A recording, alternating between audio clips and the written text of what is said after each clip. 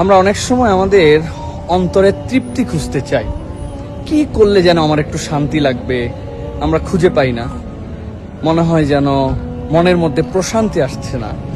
কোরআন হাদিসের আলোকে অনেকগুলি কাজে আছে যেগুলো আমাদেরকে প্রশান্তি দেয়। তার মধ্যে একটি বিষয় হচ্ছে অত্যন্ত গুরুত্বপূর্ণ। কেউ যদি ইনস্ট্যান্ট তার হৃদয়ের মধ্যে একটা প্রশান্তি খুঁজে পেতে চায়, আমি বলবো আপনি 3টি আমল করে দেখতে পারেন। 1 নম্বর, দরুদ পাঠ করা। অন্তরে শান্তি পাচ্ছি না, একদম দিল থেকে নবীজি বলছেন, মান সাল্লা আলাইহি মাররাতান সাল্লাল্লাহু আলাইহি আশারা। অবশ্যই আল্লাহ রসুলের এই কথা সত্য। দ্বিতীয়ত, মানুষকে খাওয়ানো। যে আমি কোনোভাবে শান্তি পাচ্ছি না, আপনি প্ল্যান করে প্রোগ্রাম করে মানুষকে খাওয়ানোর জন্য আপনি কোনো একটা ইনিশিয়েটিভ নিয়ে ফেলতে পারেন। আর 3 নম্বর সেটি হচ্ছে যে আমাদের এই প্র্যাকটিসটি আমরা অনেক সময় করি না, যে একটু সালাতের মধ্যে দাঁড়িয়ে যাই। আমরা 2 রাকাত আমরা একটু সালাতের জন্য, একটুখানি আল্লাহ রাব্বুল আলামিনের কাছে নিবেদনের জন্য আমরা একটু দাঁড়িয়ে যাই।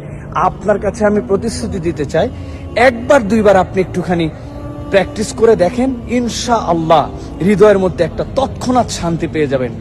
আর আপনি যদি আল্লাহর ঘরে নফল এতেকাফে থেকে যেতে পারেন, 1 রাত নফল এতেকাফ যে কোনো সময় থাকা যায়, আপনি সিয়াম পালন করবেন, করে আল্লাহর ঘরের মধ্যে ঢুকে যাবেন।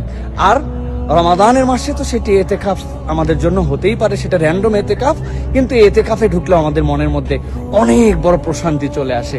সুতরাং প্রশান্তি যারা খুঁজছেন, মনের মধ্যে শান্তি যারা পাচ্ছেন না, আপনি একটু ট্রাই করে দেখতে পারেন। আমি যে 3টা আমলের কথা বললাম, ইনশাআল্লাহ আপনার হৃদয়ে একটা ভিন্ন রকম শান্তি খুঁজে পাবেন। ওমা তৌফিক ইল্লা বিল্লাহ। আসসালামু আলাইকুম ওয়া রাহমাতুল্লাহি ওয়া বারাকাতুহু।